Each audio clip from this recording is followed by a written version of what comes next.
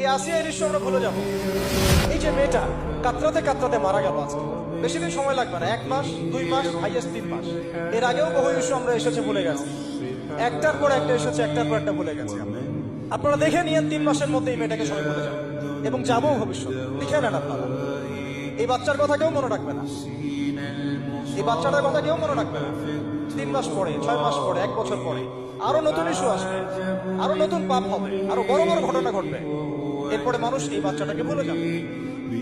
এই বাচ্চাটা কি তার মৃত্যু যন্ত্রণা বলতে পারবে, তার সম্মানহানি বলতে পারবে, তার পিতা মাতাকে বলতে পারবে? এখন প্রশ্ন হচ্ছে, তার পিতাকেও যদি আমরা জিজ্ঞাসা করি, ইসলামে রেপের শাস্তি হচ্ছে মৃত্যুদণ্ড, আর ব্যভিচারের শাস্তি হচ্ছে অর্ধেক কোমর পর্যন্ত পুঁতে পাথর নিক্ষেপ করে হত্যা করা।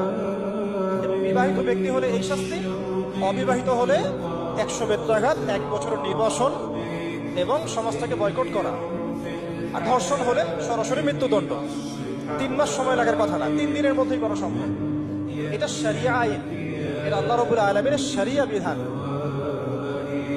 এখন তারাও কি এটাতে রাজি হবে? যারা শোক প্রকাশ করছেন তারা কি এই বিধানটা কার্যকর করতে রাজি হবে?